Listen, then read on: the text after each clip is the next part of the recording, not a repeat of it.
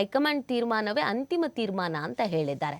ಇತ್ತ ನಾವು ರಮೇಶ್ ಜಾರಕಿಹೊಳಿ ಅವರ ವಿಚಾರದಲ್ಲಿ ನಾವು ನೋಡೋದಾದ್ರೆ ವಿಜಯೇಂದ್ರನನ್ನ ಬದಲಿಸಿ ಹೊಸ ಅಧ್ಯಕ್ಷರನ್ನ ನೇಮಿಸಿ ಅಂತ ಅವ್ರು ಹೇಳಿರೋದ್ರಿಂದ ಆಲ್ರೆಡಿ ಬಿಜೆಪಿಯಲ್ಲೂ ಕೂಡ ವಿಜಯೇಂದ್ರ ಅವರ ಬದಲಾವಣೆ ಆಗಬೇಕು ಅಂತ ಹೇಳ್ತಿರುವಂತ ಹಿನ್ನೆಲೆಯಲ್ಲಿ ರಮೇಶ್ ಜಾರಕಿಹೊಳಿ ಅವರು ಕೂಡ ಅದನ್ನು ಹೇಳಿರೋದ್ರಿಂದ ಎರಡೂ ಕಡೆಯಲ್ಲೂ ರಾಜ್ಯಾಧ್ಯಕ್ಷರ ಬದಲಾವಣೆಯ ವಿಚಾರಕ್ಕೆ ಸಂಬಂಧಪಟ್ಟಂತೆ ಚರ್ಚೆಗಳಾಗ್ತಾ ಇದೆ.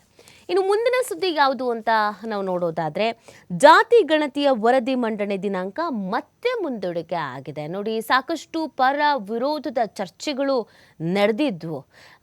ಜಾತಿ ಗಣತಿ ಅವಶ್ಯಕತೆ ಇದೆಯಾ ಅಂತ, ಅದಾದ ಮೇಲೆ ಇದರ ರಿಲೀಸ್ನ ಅವಶ್ಯಕತೆ ಇದೆಯಾ, ಬೇಕಾ ಬೇಡವಾ, ಮತ್ತು ಪ್ರಬಲ ಜಾತಿಗಳಾದಂಥ ಲಿಂಗಾಯತ ಮತ್ತು ಒಕ್ಕಲಿಗ ಈ ಎರಡೂ ಸಮುದಾಯಗಳು ಕೂಡ ಈ ಜಾತಿ ಗಣತಿಯ ವರದಿಯ ಮಂಡನೆಯ ಅವಶ್ಯಕತೆ ಇಲ್ಲ ಅಂತ ಕೂಡ ಹೇಳಿತು. ಆ ಪರ ವಿರೋಧದ ಚರ್ಚೆಗಳ ನಡುವೆ ನಾವು ಮಾಡಿಯೇ ತೀರ್ತೀವಿ ಅಂತ ನಿರ್ಧರಿಸಲಾಗಿತ್ತು. ಆದರೆ ಇದೀಗ ಮುಂದೂಡಿಕೆ ಮಾಡಲಾಗಿದೆ ಅನ್ನೋದು ಗೊತ್ತಾಗ್ತಾ ಇದೆ. ಜಾತಿ ಗಣತಿ ವರದಿಯನ್ನು ಗುರುವಾರ ಸಚಿವ ಸಂಪುಟ ಸಭೆಯಲ್ಲಿ ಮುಚ್ಚಿದ ಲಕೋಟೆಯಲ್ಲಿ ಮಂಡಿಸೋಕೆ ಉದ್ದೇಶಿಸಲಾಗಿತ್ತು. ಆದರೆ ಇದೀಗ ಗಣತಿಯ ವರದಿಯನ್ನು ಈ ಬಾರಿ ಮಂಡನೆಯನ್ನ ಮಾಡದೇ ಇರೋದಕ್ಕೆ ತೀರ್ಮಾನಿಸಲಾಗಿದೆ.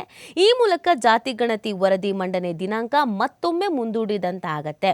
ಜಾತಿ ಗಣತಿ ಮಂಡನೆಯ ವಿಷಯವನ್ನು ಜನವರಿ 16ರ ಸಚಿವ ಸಂಪುಟ ಸಭೆಯಲ್ಲಿ ಮಾತನಾಡಬೇಕು ಅನ್ನುವಂಥದ್ದು ಇತ್ತು. ಆದರೆ ಅದನ್ನು ಮುಂದೂಡಲಾಗ್ತಾ ಇದೆ. ನೋಡಿ, ಕಾಂಗ್ರೆಸ್ನ ರಾಜ್ಯ ಉಸ್ತುವಾರಿ ಸುರ್ಜೇವಾಲಾ ಅವರು ರಾಜ್ಯಕ್ಕೆ ಬಂದಂಥ ಸಂದರ್ಭದಲ್ಲಿ ಒಕ್ಕಲಿಗ ಸಮುದಾಯದ ಒಂದು ಮೀಟಿಂಗ್ ಆಗತ್ತೆ.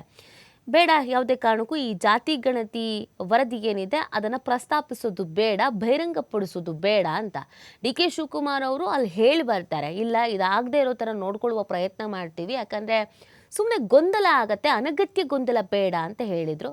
ಇದೆಲ್ಲ ಬೆಳವಣಿಗೆಗಳ ನಡುವೆ ನಿನ್ನೆ ಏನು ನಿರ್ಧರಿಸಲಾಗಿತ್ತು ಸಚಿವ ಸಂಪುಟ ಸಭೆಯಲ್ಲಿ ಮುಚ್ಚಿದ ಲಕೋಟೆಯಲ್ಲಿಯೇ ಈ ಜಾತಿ ಗಣತಿ ವರದಿಯನ್ನು ಎಲ್ಲ ಸದಸ್ಯರ ಮುಂದೆ ತೆರೆದು ಹೇಳಲಾಗತ್ತೆ ಅಂತ ಅದನ್ನು ಮುಂದೂಡಿರೋದು ನಾನಾ ರೀತಿಯಾದಂಥ ಕುತೂಹಲಕ್ಕೆ ಕಾರಣವಾಗ್ತಾ ಇದೆ. ಕಾಂಗ್ರೆಸ್ನ ಹೈಕಮಾಂಡ್ ಏನಾದರೂ ಬೇಡ ಅಂತ ಹೇಳಿದ್ದಕ್ಕೆ ಒಪ್ಕೊಂಡ್ರಾ ಅನ್ನೋ ಪ್ರಶ್ನೆ ಹುಟ್ಕೊಳ್ತಾ ಇದೆ. ಇದೆಲ್ಲದ್ರ ಮಧ್ಯೆ ಜಾತಿ ಗಣತಿ ವರದಿ ಲೀಕ್ ಆಗಿದೆ ಅನ್ನೋದು ಕೂಡ ನಿನ್ನೆ ಎಲ್ಲ ಸಿಕ್ಕಾಪಟ್ಟೆ ಸುದ್ದಿ ಆಗಿತ್ತು.